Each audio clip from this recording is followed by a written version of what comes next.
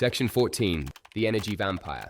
Owen's overbearing, endlessly enabling mother, Mama Jean, didn't just tell him he was smart, she told him he was chosen.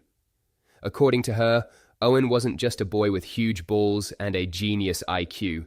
He was also a special soul, born with an overactive pineal gland, able to see auras and colors around people. My mom listened to the pineal gland episode and she goes, "It's so great you finally understand what that is." And I was like, "What do you mean?" She was like, "You have a very, very active pineal gland."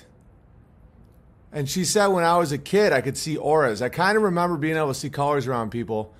If Owen doesn't have an overactive pituitary gland, then no one does. No, I do. My mom even talked about how it was like that when I was a kid. I used to be able to see auras when I was a kid. My mom was telling me all about this. I have an overactive pineal gland. I don't know. Maybe I just see like what a person is better. I don't know. Hey, baby, I'm curious with your active pineal gland. Do you notice yourself dreaming a lot? I've been having a lot of dreams lately, yes. Like my pineal gland literally is overactive. My mom was telling me about that. I used to see auras as a kid and I had sensitivity on my forehead and I could like literally see auras, guys. And then I closed it up with booze, porn, and sex. And now it's open.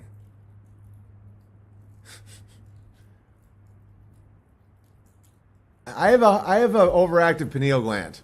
I've realized I have overactive empathy, so it can be a real problem. It can be a blessing when I'm like predicting and understanding the inner workings of someone's mind and soul. But it sucks in these situations because I can feel all the pain. I have an overactive pituitary gland. Yeah, I've realized I wouldn't call it a medical condition because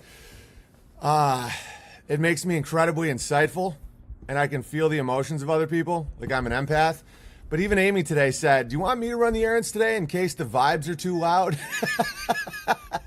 And my mom was telling me when I was a little kid, I vaguely remember a little of this stuff, but I used to be able to see auras. I used to feel sensitive to electromagnetic energy when I was a kid. There's this great book by Dr. Becker called Cross Currents. You know, my mom, fortunately, always took what I said seriously, and so I actually got a slip, an approval to not go into the computer lab in like the 80s because it felt uncomfortable to me because I was such an empath. I'm an extreme empath, extreme. That's why when people call me sociopathic or psychotic or something or mean, I can feel people's emotions to the point where I can almost see their history. To the point where I used to, like, openly, I would tell my mom, like, I see colors around people. Like, yeah. Remember when I was a kid and I was I could see auras and I was very susceptible to electromagnetism? Yes, yes. Like, I have a crazy pituitary, whatever. Yes. No, it's called a pineal gland. Pineal. And pituitary, because allegedly I'm still growing, right? Well, I'm almost 40 and my mom sees me and she's like, "You got wide." We just tell the people about the auras and the electromagnetism stuff. Oh, from when I was a child. Well, you first mentioned them when you were in 4th grade, I remember, and you said, I can see things. And so I asked you what they were, and you told me you could see white, yellow, red, and black around people, and you could tell if they were sick or not.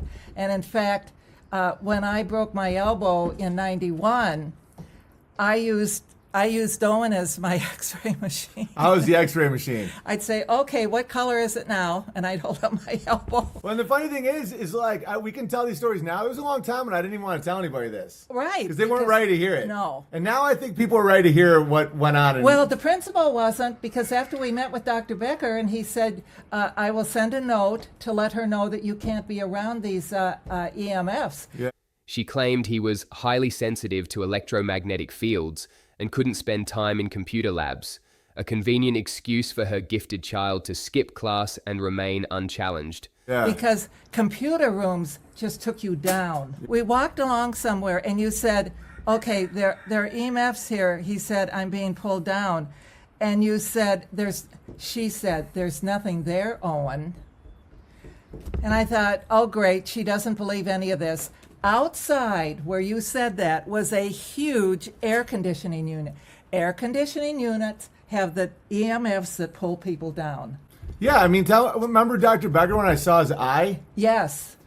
So Yeah. the dude was a normal dude, and I was like, Yeah. I see black right there, and he's like, oh, it's a fake eye. He asked you, look at my face and tell me what you see.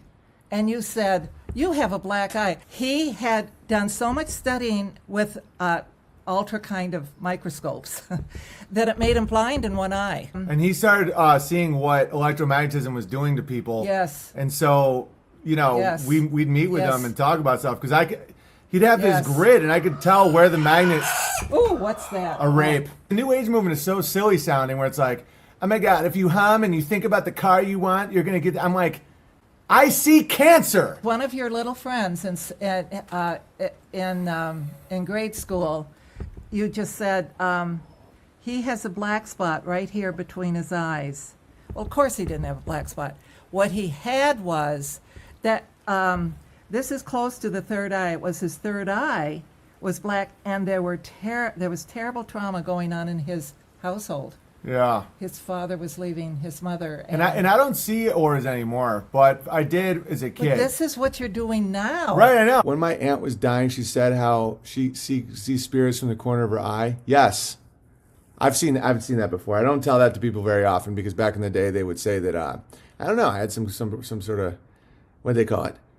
I'm not even going to joke about it. But yeah, when you see things out of the corner of your eye, sometimes people say nasty things about what's wrong with your mind. These affirmations weren't nurturing, they were programming. They built in him a false sense of superiority, a conviction that he possessed knowledge others couldn't comprehend.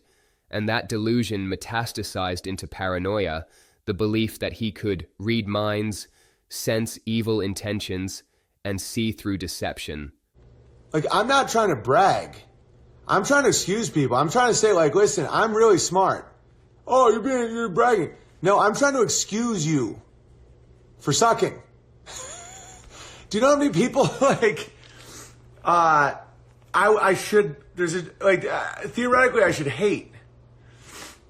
But I have to, like, know that it's cruel. It's almost like if Michael Jordan was, like, trying to teach me basketball, and he's, like, getting really angry at me. And it's like, dude, I can't do that. You know? I want this thing charged. Like, if you act like everybody is capable of anything, you're actually very cruel. Because they're not. And when they fail, they hate you for it. I've convinced my friends that boomer... Because if not, I would hate people. Like if I thought that everybody could do what I do, every comedian that didn't stand up for me, I would resent deeply. And I would think that they were cowards, and I'd be really mad at them. But the thing is they can't. They don't have it in them.